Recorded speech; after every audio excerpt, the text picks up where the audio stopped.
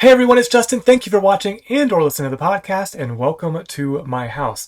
Now, we had a little bit of delay last week, and I'm actually ahead of schedule this week because I'm on vacation when you're actually seeing this. It is my birthday week. In fact, the 22nd is my birthday, and this is episode SSH version 20250722. My birthday episode. There are 74 new or updated applications in the ServiceNow Store. Let's take a look at the breakdown. We have 3 downgrades, 9 fixes, 29 ghost applications, all of which are from ServiceNow. We'll get into that in a little bit. 4 highlights, 17 minor updates, 8 new releases. Get that right? Yeah, 8. And 4 release notes fails. So let's jump right in, take a look at those downgrades. There were 3 of them: performance analytics for vulnerability response, security integration framework, and security support common. All were downgraded from a higher version to the versions that you're seeing on the screen now. Probably some kind of issue or something. And in fact, all of these went back nearly a year, so back to their May of 2024 release. So not sure what happened, but we'll probably see those reappear here shortly. There were 9 fixes, mostly from ServiceNow. It's continued to fix some things: enterprise architecture workspace, enterprise modeling common, impact content, impact health, Power BI connector, service graph connector for Nozomi networks, Tableau connector, and vulnerability response common were the fixes for this episode. Now let's talk about these ghost applications. Ghost applications are applications that used to be in the store and they are no longer found. So I call them ghost or removed applications, like they're ghosting me. And they are mostly employee center, or not employee center, HRSD, employee experience content packs. Or experience packs like you're seeing here. So let's go through them all. I'm not going to keep reading the same thing over and over again. So most of these are employee experience packs, and they're followed by a colon and then what the pack is. And those were accommodations request, alumni experience, contractor journey, Earth Day and Sustainability Campaign, employee transfers, enterprise onboarding, getting married, health alert, HR knowledge starter content, HR service modified direct deposit, and let's see what else we got here. That was right. HR services leave or absence topics, laptop refresh initiative, leaves pursuing a passion, medical leave, offboarding involuntary separation, offboarding manager planning for a departing team member, offboarding reduction in force, offboarding voluntary separation, open enrollment campaign, planning for the unexpected. We have a page 2. I think we'll have 9 more on page 2 here. Again, these are all prefixed with employee experience pack. Preparing for retirement, promotions, reskilling, ramp up a new team member, reskilling journey, return from leave, return to workplace, supporting a new HCM rollout, and tax time campaign. So all of those are from ServiceNow. And then we had one from Thirdera. Instance Analyzer has been removed from the ServiceNow store. So lots of removed applications this week. Wasn't expecting those.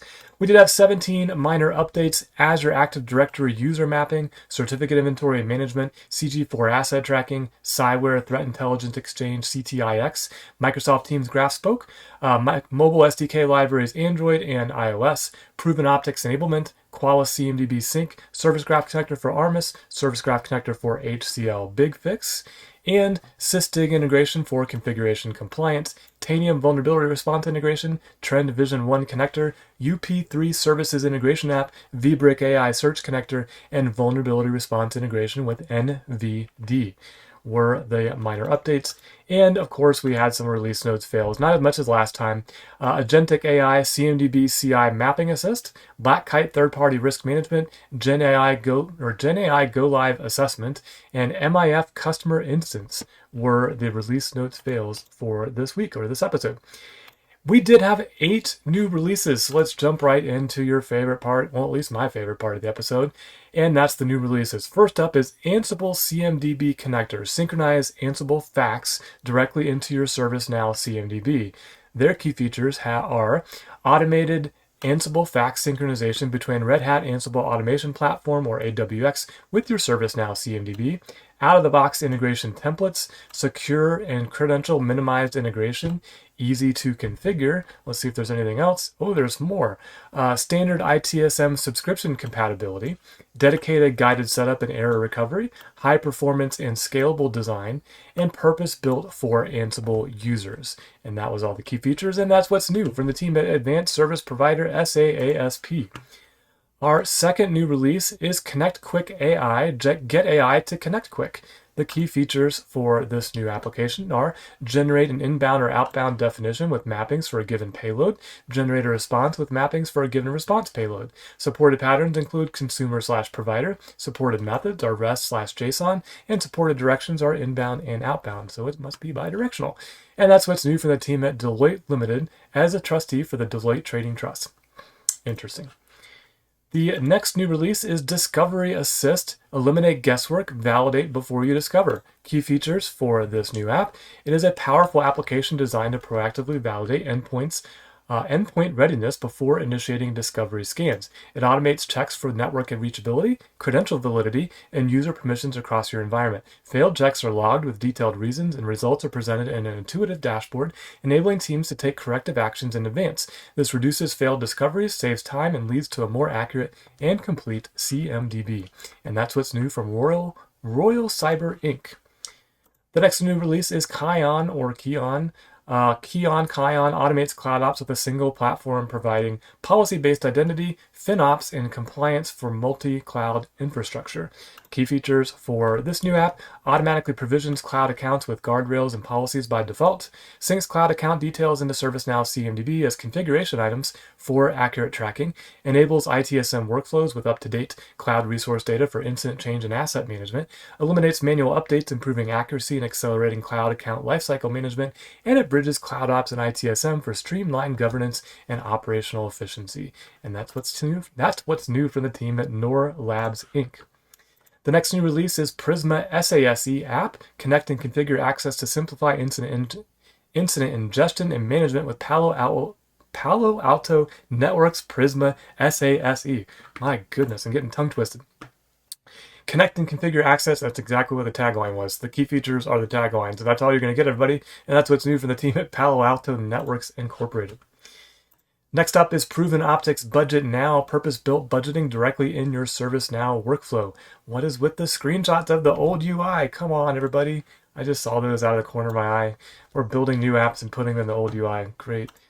Key features: native ServiceNow integration with no code configuration, iteration-based budgeting with automatic snapshots, role-based approval and optional funding workflows, labor planning with support for COLA or COLA, fringe and step increases, and multi-currency support with FX conversion and audit-ready tracking. And that's what's new from the team at Proven Optics LLC. The next new release is Store App Update Streamliner, application updates made easy. Key features for this new app: define dependencies between your instances to ensure you cannot update, for example, to a higher version on test than you have in dev or on prod than you have in UAT. Allow teams to update their own applications without needing the platform team. Enable the platform team to update all or a subset of your applications with just a few clicks. Schedule installations in advance to start during off-peak hours and eliminate the need for your teams to work those hours. And provide an overview of the state of applications on all your instances from your production instance. I love this one. I've actually built my own kind of version of this in my PDI. Not so much the version checking because I don't have multiple instances, but these store app updates, there's just so many of them, as you can see with these episodes, hundreds of them, depending on what you have installed. So kudos to the team at Whitebrick, and love to see this application develop further. Our last new application is Taskmaster Hub. Empower your project management with seamless visualization, advanced filtering, and robust security. See the difference in the screenshots? This is the new UI in their screenshots. Key features for this application: a multi-level hierarchy, dynamic Gantt chart visualization, distinct icons, advanced filtering, and security. Taskmaster Hub ensures that all data access adheres to the security constraints defined within the system, guaranteeing that users can only access, view, and interact with data they are authorized to see. And that's what's new from the team at Zeb AI Inc. All right, that was our new releases. We have 4 highlights before the episode is up. Let's check out the first one. It's Akamai API Security Integration for AVR, Application Vulnerability Response. upgraded to version 1.2.0, and in this version, AVR findings and policy field mapping, complete mapping of API security findings to the application vulnerability items, complete mapping of detection model fields to application vulnerability entries, and fields mapping can be seen in documentation. Authentication upgrade, improved permissions and admin flexibility, branding updates, and some bug fixes and stability improvements in this version of Akamai API Security Integration for AVR by Akamai Technologies, Inc. Our second highlight is Guardian. Guardian was updated to version number 0.0.6. Wow, went from 0.0.5 in May to 0.0.6. And we have new features and enhancements, temporary badge issuance. Support for issuing and returning temporary badges to both visitors and employees, a new temporary badge icon available on the visitor management screen, auto-populated fields based on user selection, badge types supported are plastic, mobile, or QR code, option to deactivate existing badge before issuing a new one, and 24-hour validity for employees, visit-based for visitors. Then we have bulk badge printing, allows badging officers to print multiple badges in one go using pre-configured templates, streamlined badge generation and record updating, and template preview and selection included. There's a risk management dashboard that provides centralized actionable risk insights from various Guardian modules. Dashboards highlight top risk contributors and trends over time. It includes a risk library categorized by identity, asset, and future facility-based risks, policy-driven evaluations with customizable frequencies, and highlights high-risk individuals, violations, and enables proactive decisions. And our last one here, group visit functionality enhancements, full support for group visits in both visitor portal and walk-in flows, bulk upload of visitors, host approval workflow, and flexible check-in behavior. Automations include a nightly job to generate child visits and auto cleanup of expired group visits, and walk-in support includes live ID verification, configurable host confirmation, and manual or bulk visitor entry. And that is what's new from the team at Alert Enterprise Incorporated. Okay, our third highlight of the episode is the Security Operations Palo Alto Network's Wildfire. It was upgraded to version 10.4.0, and I put this in here because I'm a fan of Flow Designer. They've migrated their workflows to Flow Designer for security incident response integration with Palo Alto Network's Wildfire. You heard it here, everybody. Migrate your workflows to Flow Designer already because they're going to retire it. It's happening. Just do it. Our next highlight and last highlight is SailPoint Identity Security Cloud Service Catalog, updated version 5.0.1, and in this version they've introduced the ability for certifiers to approve or revoke certification based on AI recommendations beta release. I think that should be revoke certificates based on AI recommendations, but ability to select accounts for identities with multiple accounts while requesting for roles and entitlements. Man, the language on this one's just awkwardly structured.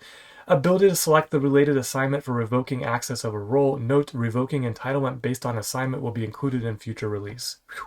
Okay, and that's what's new from the team at SailPoint Technologies, Inc. And that, everybody, is our entire episode. Let's just take one more quick look at what you just saw or heard. That was 8 new releases, 4 highlights, 17 minor updates, a record maybe 29 ghost applications, 9 fixes, 3 downgrades, and 4 release notes fails. Now don't forget, these applications are all on my blog with links back to the ServiceNow Store, all in their categories. So go over there, take a look at justin.house. That's justin.house. I hope you found this video or podcast helpful. If you did, please like, please subscribe, or share it with somebody who you think might be interested in what's new, what was removed, or what was updated in the ServiceNow Store. And until next time, don't forget to always be learning.